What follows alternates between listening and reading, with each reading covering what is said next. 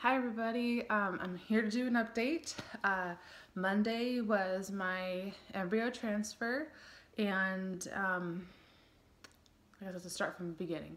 On Monday I got a phone call from my doctor saying that we had 3 textbook perfect embryos and others were growing, and she said the embryologist was going to pick the best one to transfer. And when we got there at 10:45, I took a Valium, which did nothing. I mean, it sounds silly. I was kind of excited for like a mellow day, and not that I take drugs, I don't do that kind of stuff. But I took the Valium, and it was like nothing. I didn't feel anything. I was kind of bummed. I know it's kind of weird to say. Probably shouldn't put this on the internet, but I just did. Anyway. We got there and the doctor let us know that the embryo that they chose was a 5AA. I'll show you a picture. Right here is the embryo. And it's kind of, they said it was blurry and you could definitely tell. I'll explain that. But anyway, this is the embryo, and you look right here, these little bubbles, is it beginning to hatch out of its zona pellucida. But before they transferred, they showed there was a TV up on the wall, and it had a live feed of like the microscope that was above our embryo. And so we were able to see the embryo right before they sucked it up to bring it in. And it had a really defined cluster of cells that were going to become the baby. It was definitely a 5AA. Anyway, that's the one they chose. Transfer went great. That night, I got a no, not that night. The next day I got a stomach bug, and that's why I'm a little late updating. But anyway, transfer went fine. Just kind of hung out. Didn't take it super easy, but didn't do anything crazy. Just lived a kind of sedentary life in the house. The next day I got a phone call from my doctor, and she let us know that they froze 3 embryos. As of, I guess, Tuesday. Including the one inside of me. We still had 7 embryos that were growing. They chose 3 that were great / pretty good quality to freeze, and 3 they just weren't good enough quality to freeze. So the 3 we have frozen, we have a 4AA, we have a 5AB, and a 3BB.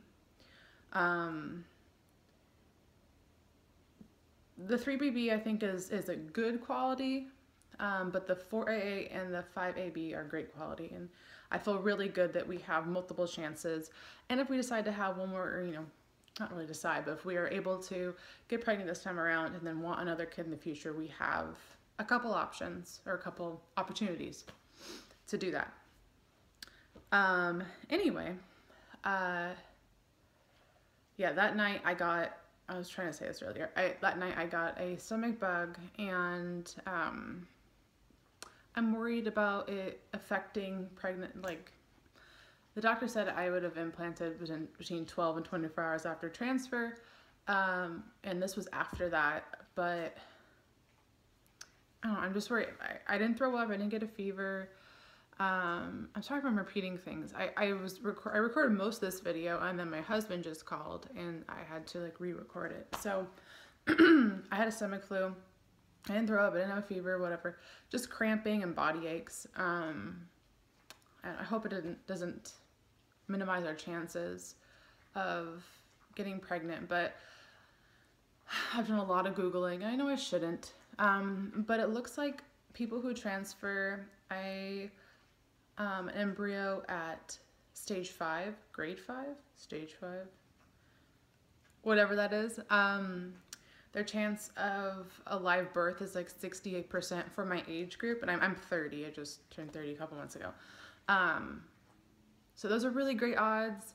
I'm not like having any symptoms. I still feel pretty crappy. My boobs are really sore from the progesterone that I'm taking, and I don't know, I guess that's it. My husband wants me to wait at least until 7 days past a 5-day transfer to test. I don't know if I can do that. I've seen so many videos and pictures online of women who get their positives at 4 days past sometimes, but 5 days past is like a really common time frame where I see people's positive tests. And so I don't know, maybe I'll secretly test and then surprise him instead of testing together. I don't know. Funny story. So with my daughter, she's 3.5. When we were trying for 2 months and got pregnant like nothing. It was super easy. I tested. It was the morning of 11 DPO, or maybe 10. It's not as exact as IVF, but I tested and it was positive, and my husband was actually on the toilet at the time, and I told him through the door of the bathroom. So that, I want to kind of redeem myself. So, anyway, I am going to stop the video here, and I may have a video for you guys on Saturday, which is 5 days past the transfer. I think it's gonna happen. And maybe like the night of the 5th day. I don't know, but like I'm so scared too to test it. I don't know. Anyway, I will update whenever I start testing, and fingers crossed for us. This has been such a long journey with trying for so long, 3 miscarriages. I'm ready for our next baby.